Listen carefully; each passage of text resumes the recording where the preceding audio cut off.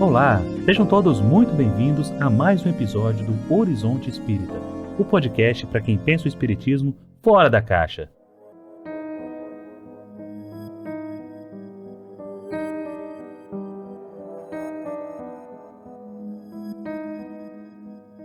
O que acontece depois da morte? Foi com a proposta de investigar todos os elementos que envolvem este, que é seguramente um dos maiores mistérios da humanidade, que a Netflix lançou no dia 6 de janeiro de 2021 a série documental A Vida Após a Morte.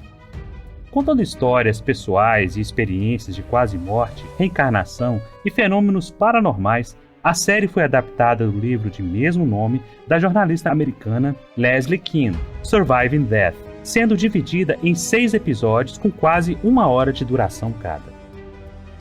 O primeiro episódio apresenta as experiências de pessoas que foram tecnicamente dadas como mortas por alguns momentos e voltaram à vida para contar o que viram. Os 2 episódios seguintes tentam dar algum tipo de explicação ao investigar o trabalho dos médicos profissionais nos Estados Unidos e na Europa. Nos 2 capítulos seguintes, acompanhamos algumas tentativas de comunicação com o mundo espiritual e também alguns dos estudos científicos de pesquisadores que tentam desvendar se há algum tipo de consciência após a morte e como seria possível registrá-la. Por fim, a série se fecha trazendo relatos de indivíduos que alegam ter lembranças de suas vidas passadas e de outros estudiosos que buscam entender esse fenômeno. Mas, afinal, o que é real e o que pode ser considerado como fantasia nessa série que vem agradando a céticos e amantes do sobrenatural? A vida depois da morte. Esse é o nosso assunto de hoje. Eu sou Alan Pinto e comigo está aqui Rodrigo Farias. Olá a todos. Litz Amorim. Oi pessoal, vamos conversar mais um pouco sobre esse tema incrível. E Eric Pacheco. Oi pessoal, então vamos para mais um podcast. Eu quero saber de vocês as primeiras impressões que vocês tiveram sobre essa série, que inclusive está no site da FEB como uma indicação, né, para as pessoas se interessarem e como se fosse algo assim indicado, né, para os estudiosos ou os curiosos, aquelas pessoas que querem conhecer a respeito desse tema intrigante. Olha, minha primeira impressão, de um modo geral, foi positiva. Eu acredito que foi um trabalho cuidadoso de recolher tanto o depoimento de pessoas, por exemplo, que viveram experiências de quase morte ou que procuraram ajuda de médiuns para falar com seus entes queridos. Eu percebi que o filme, o documentário, ele é predominantemente centrado nos Estados Unidos, né? Embora eles aconteçam algumas partes do programa na Europa também. Isso marca o fato do documentário ter sido produzido nos Estados Unidos, também dá um pouco o tom do que é o espiritualismo nos Estados Unidos, que é um pouco diferente do Brasil, mas, de um modo geral, acho que conseguiu trazer o tema com seriedade, também com uma certa leveza, com um apelo para o grande público, e o ponto alto, para mim, foi o modo como eles trabalharam a questão da hipótese da reencarnação. Né, entrevistaram um pesquisador, que é o Jim Tucker, que continua o trabalho do Ian Stevenson, entrevistam também uma outra pesquisadora, Antônia Mills, que faziam parte assim, da rede de contatos da Associação Brasileira de Pedagogia Espírita, da qual eu faço parte. Então, a minha primeira avaliação é positiva, embora a gente precise entender que não é um documentário espírita. Os espíritas devem assistir esse documentário, na minha opinião, como um documentário espiritualista e não como um documentário que traz um monte de respostas, mas sim como um programa que coloca questões, caminhos, que instiga mesmo a pessoa que vai assistir. Muito bem. Rodrigo? Olha, minha visão é um pouco mais ambígua, né? Porque pelo lado pessoal é mais do mesmo. Tipo, para quem acompanha isso, e eu faço isso há quase 30 anos, né? Para quem se interessa por essas coisas, lê sobre, procura ver programas de TV sobre, não tem assim grandes novidades. Isso por um lado. Por outro, é mais uma contribuição, né? A maioria das pessoas não tem grande familiaridade com essas coisas, tem com uma coisa ou outra, então por esse lado é bom, né? Porque se fosse assim, né? Porque haveria tantos livros falando da mesma coisa. Então acho que é positivo. E é positivo também porque o Netflix, a audiência dele deve ter explodido nesse tempo de pandemia, né? Tem séries por aí que eram lançadas em outros canais, mas elas só passam a existir de verdade no imaginário popular quando entram na Netflix. Então, eu acho isso legal, divulgar essas coisas. Mas, assim, ao mesmo tempo, e a gente fala disso depois, tem conteúdos na série que, do ponto de vista assim, de um espírita, são meio problemáticos, né? Como a Alitza falou, da questão do espiritualismo anglo-saxão e coisas desse gênero. Tem umas coisinhas que, assim, a gente, como espírita, vê e dá, assim, né? Dá um incômodo no estômago, coisas do tipo, mas isso a gente fala depois. Assim, como iniciativa de divulgação popular, acho que é perfeitamente válida. Eric? Bem, eu achei interessante, né, o método para divulgar esses temas para não espíritas, até mesmo quem não conhece o espiritualismo. É interessante com uma abertura desses temas, né? Não é um documentário espírita, né? A influência do moderno espiritualismo, lá que começou com as irmãs Fox, né? E depois teve outros grandes nomes como Arthur Conan Doyle, William Crookes, Alfred Wallace e outros, né? Mas é interessante para divulgar esses temas, né? E eu acho interessante, até chega a citar o Camille Flammarion, fala um pouco sobre um grupo do Camille Flammarion que teve na França, né? Mas não se aprofunda muito na questão do espiritismo na França, né? Mas eu acho interessante como, mesmo não sendo um documentário espírita, tem muito a ver com o espiritismo, né? Muitas coisas têm relações com o espiritismo, mesmo sem essas pessoas que produziram serem espíritas, né? Eu acho que se essas pessoas conhecessem o espiritismo, seria algo muito interessante. Elas iriam realmente se encontrar, né? Porque o espiritismo, ele une todos esses temas que são tratados no documentário, por exemplo, a mediunidade e a reencarnação, né? Os pesquisadores da mediunidade não necessariamente têm tanto contato com os pesquisadores da reencarnação, né? Mas o espiritismo, ele liga tudo isso, né? Então, acho que se o espiritismo fosse divulgado nesse país, seria realmente algo que as pessoas se interessariam. Eu vou confessar, eu fiquei um pouquinho decepcionado, porque eu esperava mais. Porque foi, como o Rodrigo falou muito bem, foi mais do mesmo. Pra gente que está há muito tempo nisso, que a gente que estuda, tem curiosidade sobre AQM, sobre experiências de quase morte, sobre mediunidade, que mostra a mediunidade, assim, mediunidade americana, sabe? Aquilo do médium de ele ficar tentando, né, adivinhar. Eu ouço uma pessoa que começa com K, tem alguém aqui que perdeu um parente, Kate, Carrie, Karen, alguma coisa desse tipo.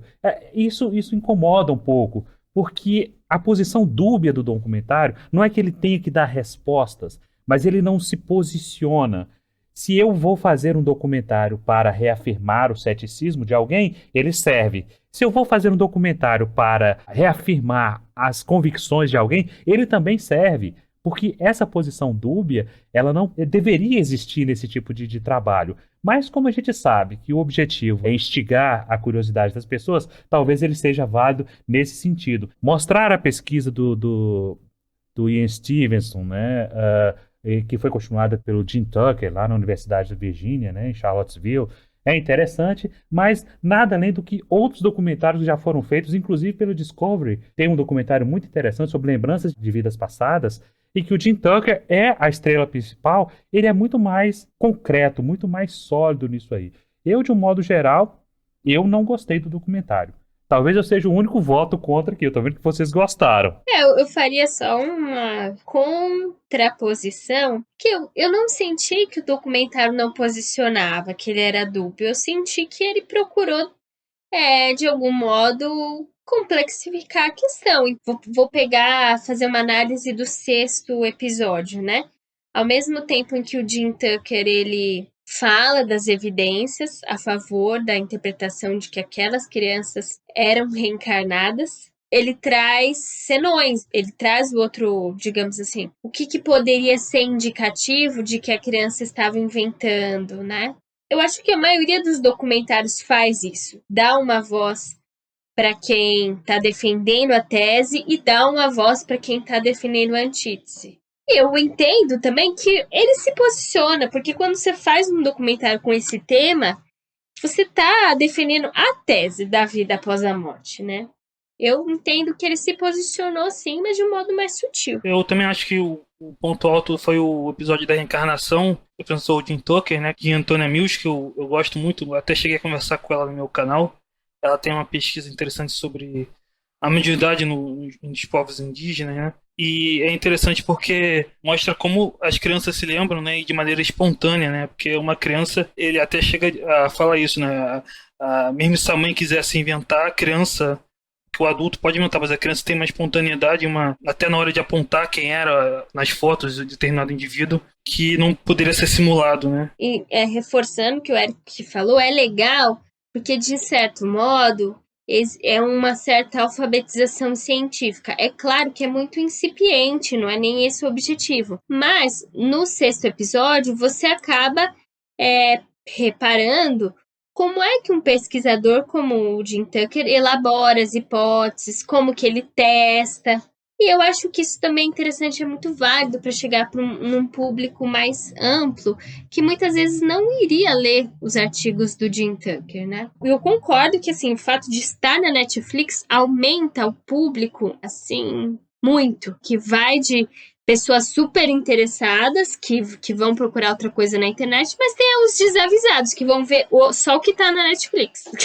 A exposição, ela é muito positiva, né? Isso aí não resta dúvida. Agora, a forma como essa bandeira, esses questionamentos são levantados é que eu achei muito fragmentado. Os episódios da mediunidade, por exemplo, trazem informações interessantes? Claro que trazem. Aquela escola para médium na Holanda, eu nunca tinha ouvido falar. Mas existe uma escola para médiuns na Holanda que te cobra aí quase 1.000 euros e você passa uma semana lá porque eles acreditam que a mediunidade ela pode ser aprendida, o que vai totalmente na contramão dos postulados espíritas. A forma como a mediunidade também é tratada dentro dos Estados Unidos, em que o médium ele tem total descrédito, coisa muito parecida com o que a mediunidade brasileira, com casos que surgiram aí de médiuns forjando cartas, pegando informações de redes sociais para fazer carta para parente desencarnado, é a mesma coisa, só que lá eles cobram por isso e veem nisso uma profissão.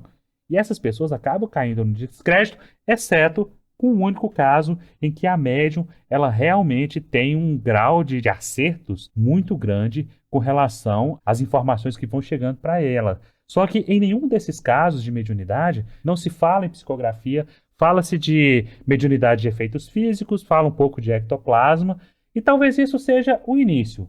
Mas, assim, a ponto de você perceber que há ali um trabalho de pesquisa, há uma distância muito grande. Fora o fato de ter falado, como o Eric, né, citou aí, muito superficialmente do Flammarion, fala do Arthur Conan Doyle, fala de algumas pesquisas do Charles Richer, mas o restante não cita Kardec, não cita nada, não cita o espiritismo na França. É uma corrente, assim, do além. Né? Vamos pegar todas as informações, tudo que a gente já ouviu falar de comunicação com o outro lado e vamos colocar nesse documentário aqui e ver o que dá. Foi mais ou menos essa a impressão que eu tive. O problema é que a gente vive num mundo que culturalmente ele é assim muito focado nos países que têm maior domínio, inclusive geopolítico, né? Então, se algo não é importante nos Estados Unidos, por exemplo, ou talvez um ou outro país europeu, você não ouve falar, né? E como o espiritismo não tem uma presença marcante nem na França hoje em dia, e há muito tempo, realmente eu ficaria surpreso se houvesse alguma menção ao espiritismo. A menção internacional mais relevante que eu já vi ao espiritismo em filme foi de um filme polonês em que falava de espiritismo, a médium frequentava um centro, tinha até uma foto do Divaldo Franco no centro. Foi a única referência que eu vi, eu fiquei até impressionado. Filme polonês, meu Deus. Mas, Rodrigo, você assiste filme polonês? Cara, eu catei esse filme polonês na época que Torrent ainda era fácil de achar, anos atrás, porque eu li no jornal que ele tinha existido, né? Passou aquele filme que só passa em um cinema, no máximo 2 sessões, e geralmente na área nobre, né? Aquela coisa para classe média alta que mora bem ver, o que nunca foi meu caso. Assim, coisa de festival de cinema. Nem chegava a ser festival, eu acho que entrou em circuito por alguns dias. E aí foi uma surpresa. Mas assim, para mim o mais emocionante no documentário mesmo foi ver os arquivos da Society for Psychical Research, da SPR. Porque uma coisa é você ler, outra é você ver. Me deu uma inveja daquele cara com aqueles volumes dos proceedings, dos casos, né? Aquela coisa no original, meu Deus, isso existe. E eu achei aquilo realmente apaixonante, mas aí é coisa de historiador. Eu achei também. Eu tô no ramo dos historiadores agora, achei o máximo. Achei muito interessante eles reconstituírem esse fato histórico de que a vida após a morte, a comunicação com o além já foi um objeto de estudo para pesquisadores importantes da sua época. Eles vão trazendo um léxico também, né? Isso é muito típico dos Estados Unidos e já chegou aqui no Brasil, essa questão da mente e cérebro. E isso é muito falado, né? Então a mente sobrevive ao cérebro, a consciência sobrevive ao cérebro ou é produzida pelo cérebro? Eu não deixo de olhar para isso com otimismo, porque você está trazendo um problema filosófico e científico apresentando para o público. É claro que a gente sabe que cada pessoa que assiste vai captar de acordo com o seu repertório cultural. Então, agora já fazendo, né, o lado das críticas, eu concordo que às vezes parece, e a gente sabe que é um pouco mais sensacionalista a mediunidade nos Estados Unidos do que geralmente no Brasil, na média, tá? Porque tem casos de todos os tipos em todos os lugares, né? Então, às vezes parece que aquele ambiente que a gente está acostumado a ver, de uma reunião mais discreta, um grupo menor, sem muitas expectativas de show, lá é o contrário, né? São os médiums e a plateia e ele tem que performar. Isso realmente a gente que é espírita vê com um olhar de crítica, que é problemático você colocar o médium como alguém que tem que performar. Ô, Lídia, você me fez lembrar aí uma questão de que essa confusão de mente e cérebro, ela vem de muito tempo dentro da medicina, até o ponto que definiram que mente não é órgão. Algo que eu li muito rapidamente uma certa vez para distinguir isso, é que a mente está para o cérebro, assim como a digestão está para o estômago. Ou seja, a mente ela é uma função do cérebro. Então, quando você estuda o cérebro, você estuda o órgão. Quando você estuda a mente, você transcende aquele órgão. E é justamente a mente, a consciência, que a ciência ainda não consegue tratar muito bem, porque ela não é palpável. Ela não consegue levar isso para o laboratório, que é esse o maior problema que a gente vê justamente hoje. Nós já falamos sobre isso aqui em outros episódios, de a ciência não levar o espiritismo para dentro do laboratório, porque ela não mede isso com a mesma régua. O próprio Kardec diz isso, né? Que a ciência é incompetente para poder julgar, né, e trabalhar essas questões vindas dos espíritos. Eu não sei até que ponto ele estava correto com relação a isso, eu tenho minhas dúvidas, mas vamos lá. Mas essa ideia de que a mente é só uma função do cérebro, ela é materialista e reducionista, né? Para os espiritualistas, a mente não é só uma função do cérebro. Ela precisa do cérebro para se manifestar, mas a gente acredita que existe um eu. Você pode chamar de consciência, de mente, de espírito, mas que existe algo daquele indivíduo que permanece após a morte. O que mais que vocês acharam interessante que vale a pena da gente passar para os nossos ouvintes? Uma coisa que você citou que eu acho que vale a pena chamar atenção um pouco mais longamente, porque me lembrou muito dois livros escritos por céticos que para mim foram assim importantes, né, como formação. O primeiro foi O Mundo Assombrado pelos Demônios, do Carl Sagan, dos anos 90, acho que foi um dos últimos livros dele. E o outro foi Porque as Pessoas Acreditam em Coisas Estranhas, do Michael Shermer, que é editor da revista Skeptic, uma revista de céticos que tentam desmascarar, na expressão deles, alegações de paranormal. Tipo Padre Quevedo, mas eu acho que com mais sinceridade. Eles falam muito de uma coisa que eu acho muito interessante, que eu acho que o Alan citou, que é ilustrado lá no episódio sobre médiums, é a questão da leitura fria. Porque um dos episódios pelo menos um, eu não lembro se eles apareceram em mais de um. Um dos episódios é muito focado na questão de você tentar obter comunicações dos entes queridos desencarnados, né, através de médiuns, e mostra uma associação de pessoas que perderam pessoas da família, pessoas queridas, e eles ficam fazendo uma espécie de tour por vários médiuns até conseguir o máximo de comunicações que eles julgassem que são relevantes. Mas me chamou muita atenção como nesse périplo que uma dessas pessoas mostradas, um homem, né, faz por vários médiuns, eu não sei se aquela pessoa, a médium, no caso era uma mulher, se ela tem alguma autenticidade. Mas o que eu sei é que o método de consulta que é comum entre esses médicos profissionais em países de língua inglesa, não sei em outros, é muito aquilo que é a chamada leitura fria, né? Que é aquela coisa de médium de palco, como o Alan falou. Teve até aqui na TV a cabo no Brasil, já teve durante um tempo um programa de um desses médiums, eu não lembro mais quem era. E que é mais ou menos isso. Estou sentindo aqui uma pessoa que é um homem, uma mulher, não sei o quê. E aí você vai jogando o tempo todo para a pessoa te dar respostas. É claro que geralmente são coisas vagas. É claro que eu, por exemplo, não saberia montar uma narrativa muito coerente com base em pistas tão vagas, né, tão superficiais. Isso aí me lembra aquele caso dos prestidigitadores que Kardec falava no livro dos médiuns, né? Isso. Dos adivinhos. Né? Isso, e eu acho assim, tem muita coisa ali que cheira muito a técnica, a própria metodologia. Eu lembro que uma vez passou um documentário na HBO, eu não lembro mais o título, infelizmente, que era justamente sobre isso, era uma visita a uma cidade americana que é muito famosa, que é uma espécie de capital espiritualista dos Estados Unidos, no estado de Nova York, em que você te compra um passaporte, você pode até pernoitar lá se quiser, e assim, é cheio de médios, você faz cursos, você faz consultas, etc. Lilydale, o nome da cidade. E assim, e aí esse documentário focava em 4 pessoas que visitavam vários desses médiums. Uns eram mais convincentes, outros menos. Mas você vê que era uma coisa, agora é o olhar espírita mesmo. Não tem uma prece, alguns deles não tem nada. A pessoa senta na sua frente, você imediatamente já começa a falar coisas, a jogar perguntas, jogar questões. Não tem uma concentração, não tem absolutamente nada. Você fica pensando assim, olha, ou esse sujeito é uma pessoa extremamente talentosa em termos mediúnicos, né? Tipo, vai no automático, não precisa, não fecha o olho, nenhuma coisa, não tem nada. Ou assim, isso é puramente técnica de leitura fria, esse é o nome. Né? Você vai jogando várias coisinhas, várias coisas, e a própria pessoa vai respondendo, preenchendo as lacunas, e até você parecer que está dando alguma mensagem coerente. São sempre mensagens genéricas.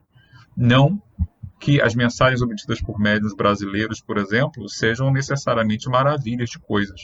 Embora a gente sempre goste de destacar aquelas cartas que têm detalhes que ninguém poderia saber, né? Pelas quais o Chico Xavier, por exemplo, é muito elogiado. Boa parte das mensagens espíritas desencarnados são mensagens assim, mensagens bastante sentimentais, né? Realmente eu acho que se eu fosse um jornalista investigativo fazendo um documentário sobre isso, em vez de simplesmente mostrar a pessoa indo atrás das mensagens, eu procuraria um pouco mais a fundo. Por exemplo, o médium sabia o nome da pessoa que ia consultá-la. Teve um caso que, na própria série mostra, que eu acho que isso é também interessante. Teve pelo menos um caso. Cuidado com o spoiler, hein? Agora eu vou ter que dar. Se você quer surpresas, eu sugiro que você ouça o podcast depois de ter visto a série. Se não, sinto muito, querido. Dá pause agora, vai assistir a série e volte. Isso. Em que, assim, é uma médium, que ela aparece, inclusive, na categoria de efeitos físicos, mas depois ela aparece também como médium de efeitos inteligentes, e em que ela consegue dar vários detalhes sobre o desencarnado que a pessoa procurava, mas depois eles conferem, e muito daquilo, quase tudo que ela havia dado de específico, estava disponível no Facebook do falecido. Ou do restaurante onde ele trabalha, uma coisa assim. Tem uma frase que ela diz, né? O seu pai falava muito isso. Isso. Mas assim, quando você vê um documentário, você espera que a pessoa investigue minimamente para poder avalizar isso, não vira uma peça de propaganda. Eu acho que a gente está muito acostumado nessas produções, a gente vê como documentário, mas no fundo elas acabam sendo peças de divulgação de quem já crê, porque não tem essa confrontação. E pessoas que estão atrás de mensagens de entes queridos, elas já têm uma predisposição a ficarem empolgadas com coisas mínimas, claro, né? Mas quem produz pode ir além disso, né? É isso. E essa empolgação é um campo assim, farto para os aproveitadores. Uma coisa que um dos entrevistados disse, que é muito interessante, é que isso você vicia né? Quando você recebe uma mensagem, você quer ir atrás de outra e de outra e de outra. E a gente via muito isso. As pessoas iam até Chico Xavier para receber uma mensagem. Essa aqui já é a terceira carta do meu filho. Mas para quê? Ele já não disse na primeira carta, querida mãezinha, eu estou bem, estou amparado pelo vovô tal, pela vovó tal. Não, mas a pessoa quer mais, ela quer mais, ela quer mais. Ela não se satisfaz com aquilo que ela recebe. Então aí você percebe que nesse quesito há um desvirtuamento sério do instrumento mediúnico promovido pelas próprias pessoas que estão recebendo as mensagens. O médium tem participação nisso? Sim, alguns casos sim, claro, mas as próprias pessoas que instigam, que buscam isso, quer dizer, é aquela história, só existe roubo de carga porque existe pessoas para receber a carga. Então só existe as cartas mediúnicas porque as pessoas estão ávidas querendo receber essa correspondência e não se contentam com uma só. Tem que ter mais, mais e mais. Elas não querem uma carta, elas querem um chat. Quer um diário, né? Quer o sei lá o quê. Quando a gente olha com o olhar espírita, a gente percebe o valor das recomendações do Kardec, né? Porque tanto no sentido da mediunidade não ser cobrada, da discrição do médium, da falibilidade do médium, toda, digamos assim, a prevenção que o Kardec fez aos espíritas contra os falsificadores. E também uma coisa que chama atenção é que, por conta desses cuidados, a gente constituiu no movimento espírita brasileiro, por exemplo, as reuniões mediúnicas de assistência aos espíritos, que elas estão longe de ser shows, né? Os espíritos, seja lá de suicidas, boêmios, crianças, espíritos, né, que morreram e estão deprimidos, você vai atender esses espíritos anônimos e ajudá-los, e isso acaba instruindo também as pessoas que participam da reunião mediúnica. Não tem esse personalismo muito forte, essa relação às vezes obsessiva entre o parente e o falecido. Então, eu acho que nesse sentido, quando a gente olha para o movimento espiritualista nos Estados Unidos, a gente vê como as orientações de Kardec acabaram produzindo frutos interessantes, mais úteis para a prática mediúnica aqui no Brasil. É claro que o Brasil também está sujeito aos seus desvios, aos seus problemas, mas eu estou falando assim, na média, via de regra. Outra coisa que eu queria chamar atenção é que as pessoas que têm experiência de quase morte, principalmente no caso dessas pessoas, né, elas vão narrar cenários com algumas coisas em comum, mas cenários diferentes entre si, e que estão muito sujeitos à subjetividade, né, de quem vivenciou. Então também é uma coisa que a gente como espírita entende. Eu acho que o Kardec propõe essa leitura de que o espírito faz uma leitura subjetiva da realidade, seja encarnado, seja desencarnado. Então, cada pessoa que teve a experiência de quase morte, ela vai narrar lembranças pessoais, que tem muita coincidência, né?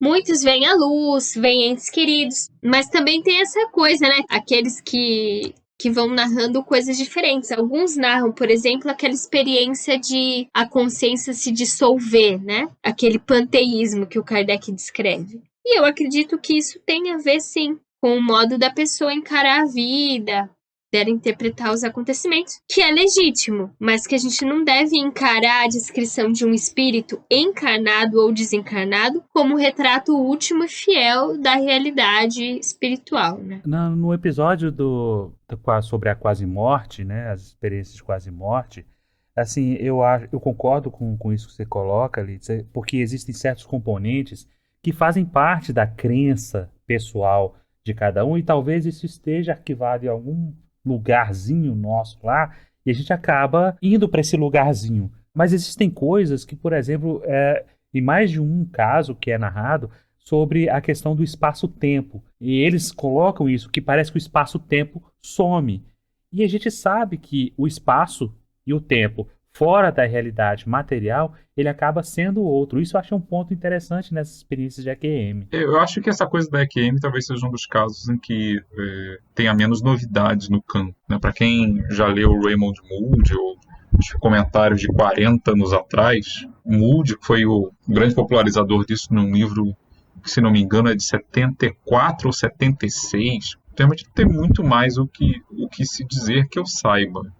Né? A única novidade, talvez, seja que hoje já tem tantos casos acumulados que aquela história do túnel de luz deixou de ser a única narrativa possível. Tem pessoas que relatam experiências bastante desagradáveis. E eu acho que isso, para mim, pelo menos, chama bem a atenção. Mas, no mais, assim, o essencial, especialmente do ponto de vista de quem já tem a predisposição de ver naquilo uma confirmação de suas crenças, não tem mesmo não tem muitas descobertas a narrar a esse respeito. Uma parte também que eu acho que vale a pena a gente comentar um pouco, né, é a respeito do 5º episódio, que o título do 5º episódio não tem nada a ver com o que é mostrado, que é Vendo Gente Morta, mas que mostra algumas experiências de transcomunicação instrumental em que acabam deixando o registro. Os pesquisadores, não é bem pesquisador, mas é uma pessoa que é curiosa, leva alguns instrumentos e consegue uma certa comunicação com espíritos que deixam a sua impressão nos equipamentos de áudio.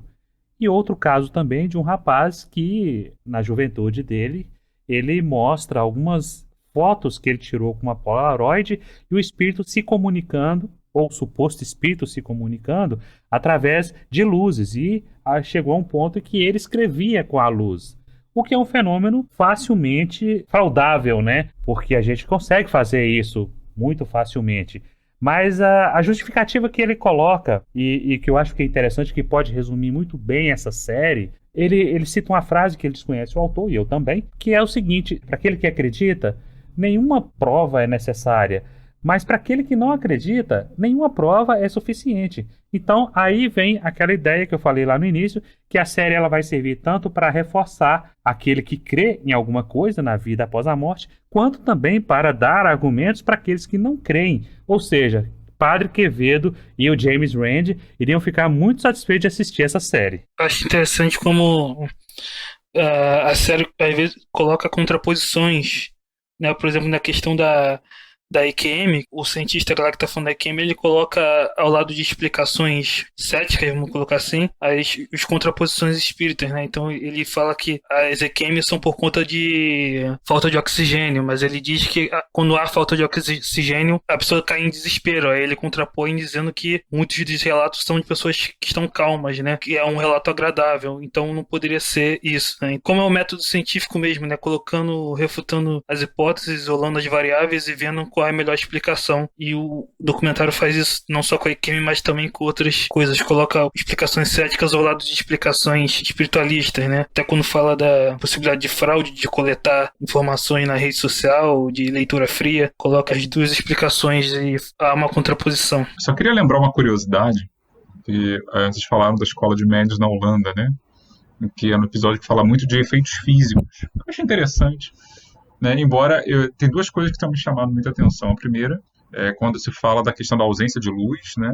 Eu acho notável que em pleno século XXI ainda se prefira gravar apenas áudio de sessões de materialização quando você tem câmeras que filmam no escuro.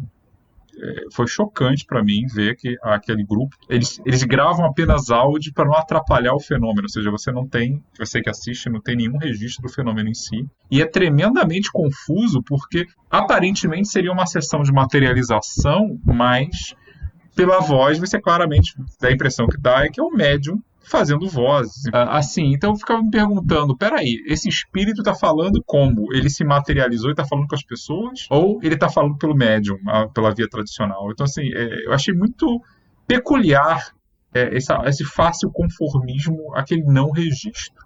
Especialmente se tratando de coisas que, teoricamente, seriam feitas para dar uma comprovação. Inclusive, essa coisa que o Rodrigo falou da voz, né? Inclusive, essa mesma médium, ela dá uma psicofonia depois, fazendo a voz da criança, né? E aparece ela dando psicofonia e é a mesma voz da materialização, né? Então é estranho se é realmente da boca dela ou da suposta materialização. Mas é transformar num show, realmente. Materialização, pelo que a gente sabe, é um fenômeno raro, que dá trabalho, e você fazer e não fazer registro nenhum me lembra muito uma coisa que eu jamais perdoei, vocês me perdoem a mesquinharia de espírito, que é aquele livro, né, de espíritos decaídos materializados acho que é presidente do Lar de Frei Luiz, um dos diretores, que narra sessões de materialização num centro espiritualista muito famoso no Rio, o Lar de Frei Luiz. Ele diz que durante anos fotos eram tiradas das sessões de materialização, mas que como eram espíritos inferiores, eles optaram por escrever o livro, porém não reproduzir as fotos, só reproduziam as fotos dos objetos afetados pelo vandalismo dos espíritos, o que a mim, pelo menos, soou como algo absurdo. Então me perdoem, faço aqui a crítica pública, porque eu acho que a gente tem que fazer mais isso no movimento espírita. Se você promete uma coisa, você tem material. É muito conveniente, né? Pois é, muito conveniente. Você não mostra o que você tem, não faz o menor sentido. Então fica quieto. A menos que realmente você tenha se contentado a só pregar para convertidos, que eu acho que é o caso. Eu acho que a gente pode chegar à conclusão de que é um documentário que foi pouco criterioso. Poderia ter feito uma investigação mais, digamos assim, apurada. E aí acaba dando esse tom de propaganda, né? Mas a curiosidade, na verdade, que eu ia mencionar não era nem sobre o documentário em si, porque a escola de médiuns é na Holanda. E eu lembro que uma vez eu li, né? Eu gosto muito de pesquisar essa coisa de mediunidade fora do contexto espírita brasileiro, né? Mas às vezes é difícil. Aquela horda de livros New Age, coisas do gênero. E eu lembro que uma vez eu achei um livro, que é relativamente recente, deve ter sido escrito nesse século, de uma médium, que ela também faz consultas, é uma médium profissional. Eu achei interessante que era o guia dela, porque o livro é narrado por ele em primeira pessoa, né? O guia dela se chamava Yeshua de Nazaré. Nossa! Né? Pois é, o próprio. Né? Então, caso alguém se interesse, saiba que Jesus em pessoa, né, dá consultas, faz leituras, mediante paga na Holanda. Eu não lembro mais o nome da médium e, sinceramente, mesmo que eu lembrasse, eu não diria. Mas fica valendo aí a curiosidade. Assim como tem as pessoas que lembram de outras vidas e são sempre da nobreza, sempre Cleópatra, ou da aristocracia francesa, espírita brasileiro em particular, quase sempre é francês ou espanhol. Ninguém é um camponês chinês, ninguém é um catador de arroz no Vietnã, ninguém vem de uma aldeia no centro da África, todo mundo só vem da Europa, e sempre da Europa glamurosa, né? Também grandes mestres espirituais dão consultas particulares em certos lugares. Gente, agora eu queria saber de você o seguinte, pra gente finalizar. Vocês recomendariam essa série pra quem? Bom, eu recomendaria, sem dúvida. Recomendaria, acho que vale como uma introdução geral a um assunto que está na cultura popular e não vai sair nunca. Então, sim, eu recomendaria, mas com a recomendação eu também talvez sugerisse para a pessoa, se quisesse se aprofundar um pouquinho, ou faria alguma advertência prévia, olha, tem coisas ali que, do ponto de vista espírita, são mais fantasiosas, mas assiste e depois me diz o que você acha, porque é o fenômeno. E o fenômeno interessa, chama a atenção, depois quem quiser segue. Né? Eu recomendaria, inclusive, para quem não é espírita ou não é espiritualista, vale como curiosidade. Ninguém nasce propriamente espírita ou espiritualista. Né? A gente pode ter dificuldade em distinguir o que é falso do verdadeiro, mas alguma coisa há, sem dúvida nenhuma, então vale como uma introdução, recomendo sim. Leita? Olha, eu recomendaria que qualquer pessoa interessada no assunto assistisse o documentário e ouvisse o nosso podcast. Mas também fico pensando que talvez seja de lamentar que eles talvez tenham sido pouco criteriosos quando poderiam, se você realmente faz uma investigação mais profunda e tenta afastar o que parece muito charlatão, você traz mais credibilidade para o seu documentário, para as investigações, né?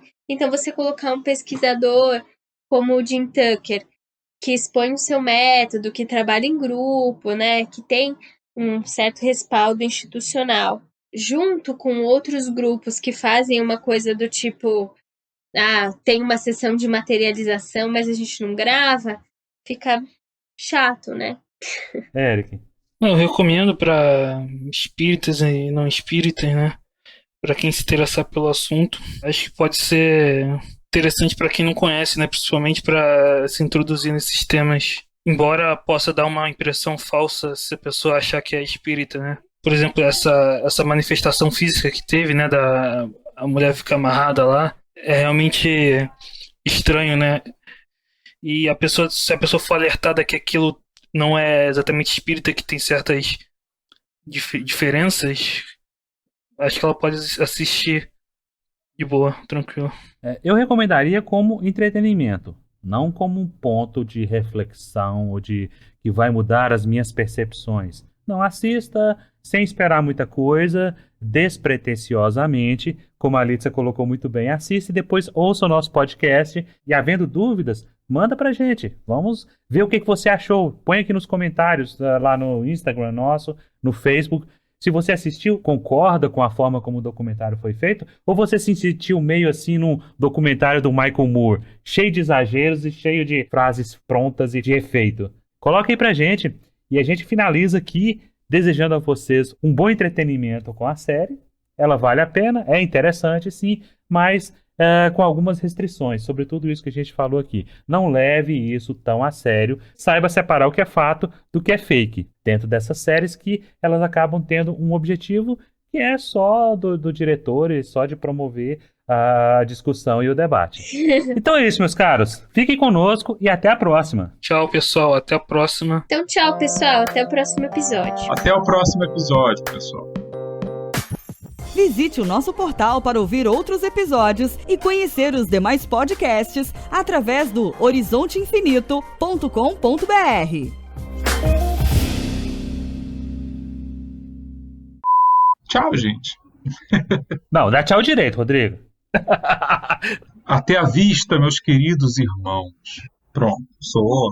Não, menos, Rodrigo, menos. Ah, tá bom. Ô, Rodrigo, meio termo, Rodrigo. Até o próximo episódio, pessoal. É isso aí. Fique conosco e até a próxima. 1, 2, 3, testando. Ah, eu adoro ver esse eletrocardiograma no Audacity. É verdade, é um gráfico bonitinho. Significa que ele está registrando o meu som. Eu acho isso tão lindo. Eu vou deixar isso aqui lá no final, nos making off.